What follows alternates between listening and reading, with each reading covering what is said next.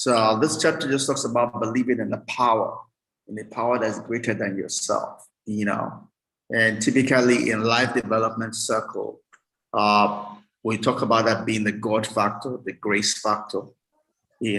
Just some people other than Christians will call it separate things. Muslims will call Allah. Confucianists will have their own word for it.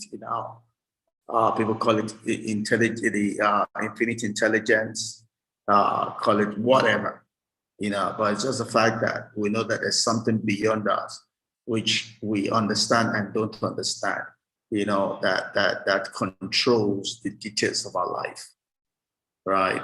And for us as Christians, we know that it is God.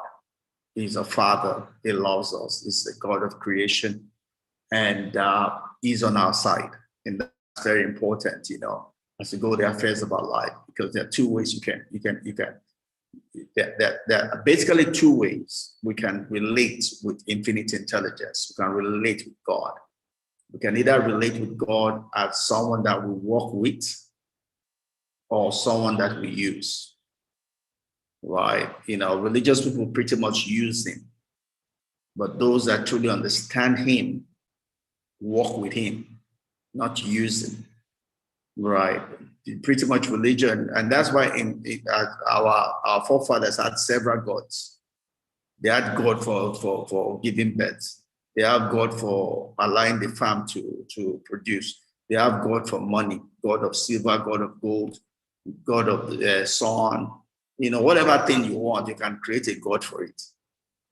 Because your mindset is that there's just something beyond the physical realm that makes this thing happen for you.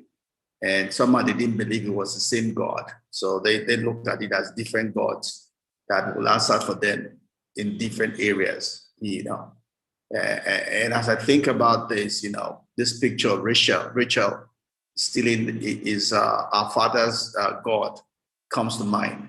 Rachel, second wife of Jacob, and when they were looking for that God, she put it under and sat on it. So religious people worship gods that they can sit on. Even that description tells about the fact that the father had several gods. And why was she still in the God? She thought that God had power to meet whatever need she was looking for, as far as that God is. Those are people that don't understand, what we call the invisible realm, right? Invisible realm is there for us to understand, because it's understandable. And the more we understand it, the more we're able to use it in the visible realm. And it gives us power. Just like the Bible talks about the fact that God says He has given us power to make wealth. What He's saying there, He has given us He has given us Himself to make the difference in the affairs of our life, right? So that when I go to war, when I go to business, I'm not going on my own.